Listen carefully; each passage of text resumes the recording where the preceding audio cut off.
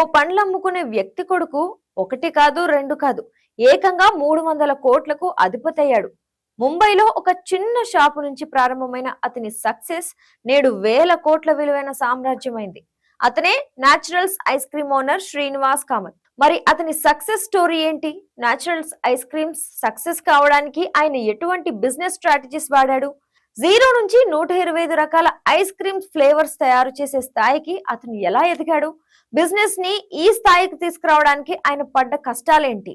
ఇటువంటి ఇంట్రెస్టింగ్ విషయాలు తెలుసుకునే ముందు మా వీడియోని లైక్ చేసి మా ఛానల్ ని సబ్స్క్రైబ్ చేసుకోండి. మానవ జీవితంలో అన్నిటికంటే కష్టమైనది పేదరికాన్ని అనుభవించడం. చిన్నతనంలో యవ్వనంలో వచ్చే పేదరికం చాలా మందిని కష్టాలు పాలు చేస్తుంది. కానీ చాలా తక్కువ మంది మాత్రమే తమ జీవితంలో దీనిని అధిగమించి ముందుకు సాగుతుంటారు. అలా విజయ తీరాలను తాకిన వారిలో రఘునందన్ కూడా ఒకరు.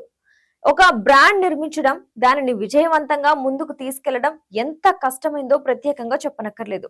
అలా పేదరికం నుంచి బయటపడి 300 కోట్ల విలువైన వ్యాపారాన్ని రఘునందన్ శ్రీనివాస్ కామత్ సృష్టించారు. Naturals ice creams owner Raghunandan Srinivas Kamath.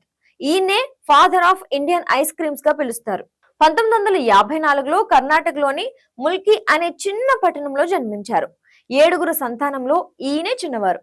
ఈయన తండ్రి చిన్న పండ్ల వ్యాపారి. ఇంట్లో చాలా మంది ఉండడంతో డబ్బు సరిపోయేది కాదు. అందువల్ల ఆయన బాల్యం దాదాపు పేదరికంలోనే గడిచింది.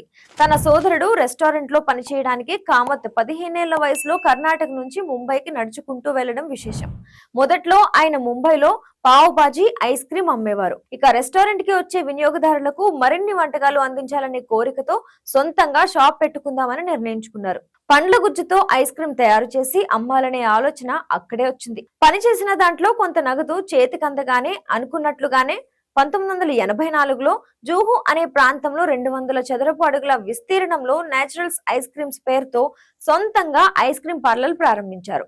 4 ఉద్యోగులు 10 రకాల ఐస్ క్రీంలతో పార్లర్ ప్రారంభించారు శ్రీనివాస్ కామత్. సాధారణంగా దొరికే వెనిలా, చాక్లెట్ ఫ్లేవర్లు మాత్రమే కాకుండా కొత్తగా ట్రై చేయాలని అనుకుని రకరకాల ప్రయత్నాలు చేశారు.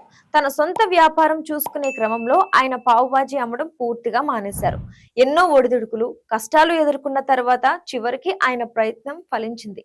బయట ఎక్కడా దొరకని దోసకాయ, మెత్తని కొబ్బరి, క్యారెట్ తో తయారు చేసే గాజర్ హల్వా లాంటి వెరైటీ ఫ్లేవర్లు అమ్మడం ప్రారంభించారు. అది బాగా క్లిక్ అవడం వల్ల పనస, కర్బూజా, లీచి, అలాగే నల్ల ద్రాక్షలు ఇంకా ఇతర పండ్లతో రకరకాల ఫ్లేవర్స్, వెరైటీస్ తయారు చేసి విక్రయించేవారు.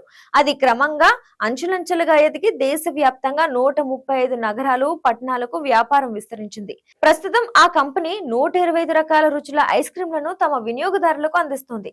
ప్రస్తుతం న్యాచురల్ ఐస్ క్రీమ్స్ 300 కోట్ల రెవెన్యూ సాధించింది. న్యాచురల్స్ ఐస్ క్రీమ్స్ 2013లో బెస్ట్ కస్టమర్ సర్వీస్ అవార్డును కూడా గెలుచుకుంది.